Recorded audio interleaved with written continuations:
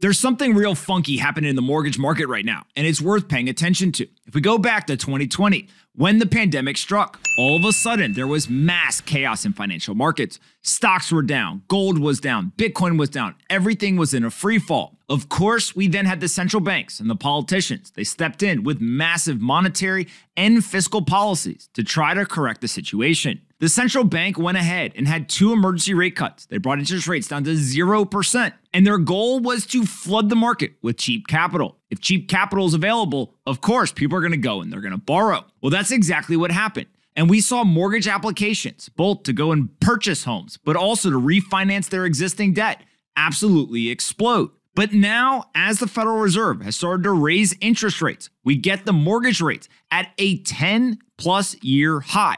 Mortgage rates haven't been this high since 2010. And so what the hell is going on in the market? Well, if we take a look here at the composite index, what we can see is this orange line. That's the mortgage rate on a 30-year fixed mortgage. And that blue line, that shows the mixture of both purchase and refinance mortgage demand. It exploded in 2020, but it's been coming down steadily as that mortgage rate continued to rise over the last few weeks. Then if we go ahead and we take a look though, and let's break out the difference between purchasing a home versus refinancing your current debt. The refinance index shows that there has been a massive drop off. All we're seeing is less and less interest for people to refinance. Now this makes sense because ultimately refinancing is purely driven by the monetary policy. What do I mean? If I'm a homeowner already, all I ask myself, is there cheaper capital out there than the current capital that I have? If the answer is yes, I refinance my mortgage. If the answer is no, the capital that I could go and get is not cheaper, then I don't refinance. And so the main driver of refinancing decisions is just what's the rate for the mortgage.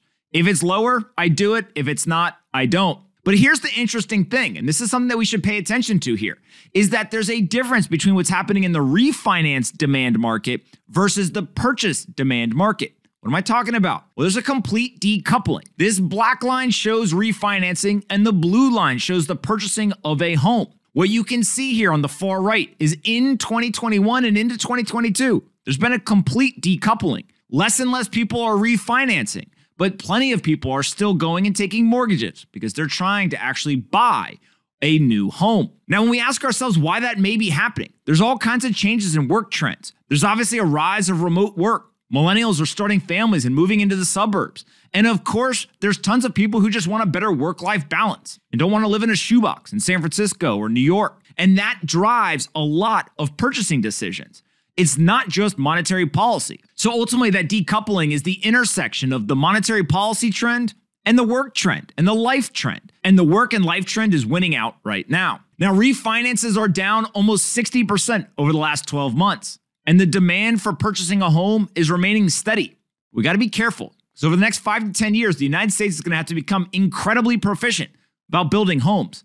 Because if we don't, we're going to end up in a situation with a worse imbalance between supply and demand. The average home in America is now starting at $500,000. That is absurd. We're going to have to fix this problem, or quite literally, the average American's not going to be able to afford a place to live. Hey you, did you like this video? Great, we make 5 of them a day and post them here on this channel. Make sure you're subscribed, like the video, and see you next time.